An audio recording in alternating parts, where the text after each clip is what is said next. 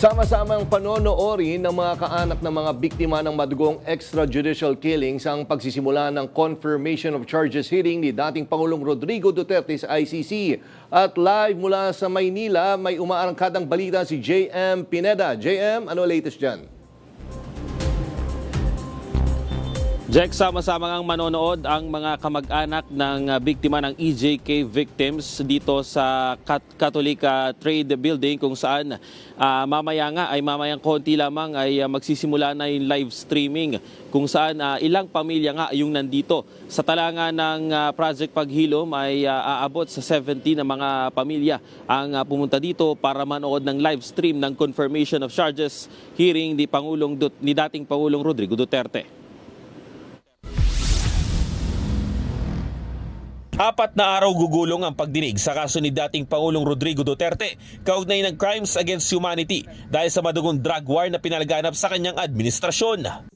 Dito ay ipepresenta ng prosecution ang kanilang mga bitbit na ebidensya at iharap din ng mga tatayong abogado ng mga biktima. May pagkakataon din ang kampo ni Duterte na depensa ng mga aligasyon na binabato sa kanilang kliyente. Sa mga susunod na araw ay may tsansa ang bawat isa na maglabas ng mga bala para kumbinsihin ang mga hukom na sapat ang kanilang mga ebidensya. 3 senaryo umano ang posibleng mangyari kapag natapos na ang pre-trial. Nandyan ang kukumpirmahin ng mga hukom ang kaso at ililipat na sa formal na paglilitis si Duterte kung saan dito ay magiging akusado na siya. Pangalawa, ay pwedeng ipagliban muna ang kaso at utusan ng mga prosecutors na maglahad pa ng dagdag na ebidensya o magsagawa ng investigasyon. Posible rin na baguhin o amendahan ang mga kaso kung ang mga ebidensya ay iba ang tinuturong krimen. Ang huli naman ay pwedeng ipahinto ng mga hukom ang kaso kung walang makitang sapat na ebidensya. Magkakaroon ng 2 buwan o 60 araw ang ICC pre-trial chamber para makapagdesisyon sa kaso ni Digong pagtapos ng gagawing confirmation of charges hearing ngayong linggo. Sama-sama naman na manonood ng live stream ng pagdinig sa kaso ngayong hapon ang mga kaanak ng EJK victims dito sa Catholic Trade Building sa Maynila. Nakausap nga natin ang isa sa mga nanay ng biktima na ilang dangkal lang umano ang layo ng kanyang anak sa kanilang bahay nang pagbabarilin ito ng mga armadong lalaki noong 2018. Dumating na babae sa bahay ko, tumatakbo, hingal-hingal kasi sa labas ng garahe ng Malonzo Trucking na baril ang anak ko. At ibe kang anak mo na baril. Yun. Tapos natakbo pa nila sa ospital. Tapos kaming mag-asawa, sugod kami sa ospital.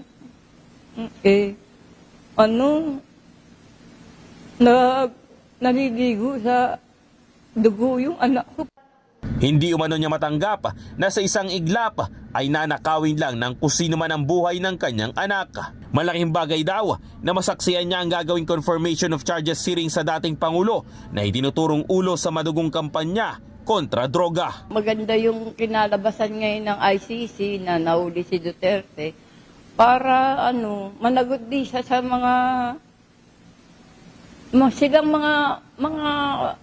sila yung mga dahilan ng mga kamatayan dito sa buong Pilipinas Sila yung mga may utos Kaya dapat lang di silang makulong. Jack, magkakaroon nga rin ng live stream doon naman sa Bahay Kalinga sa may Caloocan City kung saan ilang pamilya rin ang manonood doon ng itong confirmation of charges ni dating Pangulong Rodrigo Duterte. Ngayon nga ay inaabangan natin na magsimula na yung live stream dahil ayon nga sa ICC meron lang delay na 30 minutes yung live streaming na mangyayari. Kaya medyo mga 5:30 pa daw magsisimula itong live stream ng pagdinig sa kaso ni dating Pangulong Rodrigo Duterte. Jack? JM, tanong ko lang, kasi di ba meron tayo yung mga set of complainants, yung talagang nasama sa charge sheet, pero meron din naman mga hindi nakasama kasi hindi sila kasama doon sa period nga na kinonsider. Etong mga nandyan ba ay kasama sila doon sa mismong charge sheet? At kung kasama sila, ay pupunta rin ba sila sa The Hague or dito lang talaga sila?